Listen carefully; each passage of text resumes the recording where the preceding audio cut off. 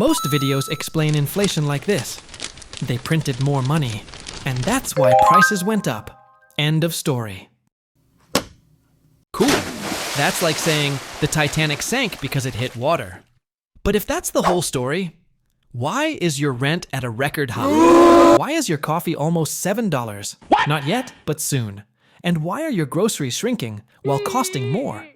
Printing money is only one chapter. Today, we'll read the whole book. We're going beyond the slice, roasting the real villains of inflation, in plain English. Funnier than your economics class, clearer than a TED Talk. By the end, you'll actually get it. Once upon a time in Vancouver, the city where rent eats your paycheck, but coffee, only $3. Still cheap enough to joke about. But then, prices went crazy. Rent, gas, groceries, even that sad little bag of chips that's mostly air. Soon, everyone was complaining. Everything's too expensive. Soon, bills kept piling up. People were broke. And the king, who hated math but loved being popular, said, "What if we just made more money?" Damn. Spoiler, it's like ordering one pizza, and twice as many friends show up. Damn it. Congrats. Now you get one breadstick. Inflation is when prices rise, and your money buys less than before. Basically, your cash shrinks. Your wallet's getting thinner, but your shopping list keeps getting longer. So when someone says, "Yay, my salary went up," I say, "Cool." But prices went up too. So how many groceries can it buy today compared to before? And then there are people who just park their money in the bank. They think it's safe, but inflation steals it slowly, one latte at a time. Some brag, "I locked my money in a GIC, guaranteed." Sure, guaranteed, to melt slower than inflation. Basically, the world's slowest shrinking ice cube. At 4% a year, your $1,000 turns into only $960 of buying power. Basically, someone just walked off with 8 fancy lattes from your kitchen. Bad news, prices almost never go back down. Number 1, costs are sticky. Once wages, rent, or ingredients go up, they almost never drop. It's like upgrading Netflix to premium. You don't go back to renting DVDs. Number 2, we adapt. $7 coffee feels insane the first time. A year later, you're buying 2 a day and calling it self-care. Companies love that. If we keep paying, why would they lower the price? Number 3, slower inflation is not cheaper prices. 6% inflation dropping to 3% doesn't make things cheaper. It just means they rise more slowly. Last year's $100 becomes $106, then $109. Like rent going up less this year, still up, never down. Ugh. The cake fight.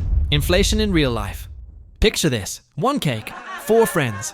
Everyone gets a nice fat slice. Now double the friends. Same cake. Those slices? Paper thin. In real life, the cake is everything we can buy. The friends are all the money chasing it. More money, same stuff. Smaller slices for everyone. That's inflation. Sometimes the cake itself gets smaller. Bad harvests, factories closing, shipping delays. Less stuff to buy means higher prices, even if the money stays the same. Worst case, more money and less stuff. That's when prices shoot through the roof. Tiny slice, $20 price tag. Meet the villains. Real life edition. The rent giant. I eat your entire paycheck before you even see it. The bean merchant. You could buy these beans or pay your phone bill. Pick one. The trend wizard. You're not just buying coffee. You're buying a lifestyle you can't afford. The tax troll. I take my cut every time you tap your card. The Landlord King. I don't even live in these houses. I just buy them so you'll pay me rent forever. And that's how your $3 coffee became $7.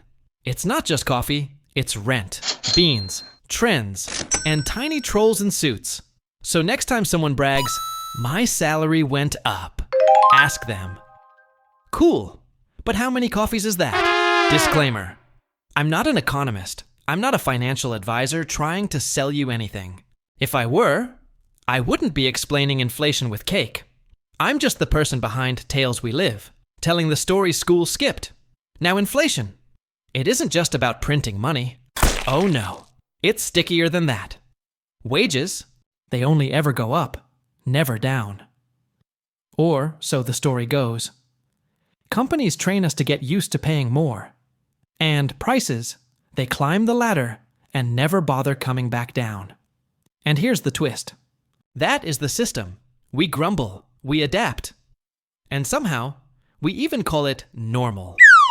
So next time rent skyrockets or your latte creeps towards $7, don't just roll your eyes. Recognize the game. And please, teach this to your kids. Because the earlier they see the joke, the less likely they are to become the punchline. But here's the good news. Knowing this is power. You can plan smarter, laugh a little, and never feel completely powerless. And remember, don't just leave your money in the bank. Make the decision to grow it wisely. Believe me or not, totally up to you. Thanks for watching Soralexia, where nonsense meets meaning.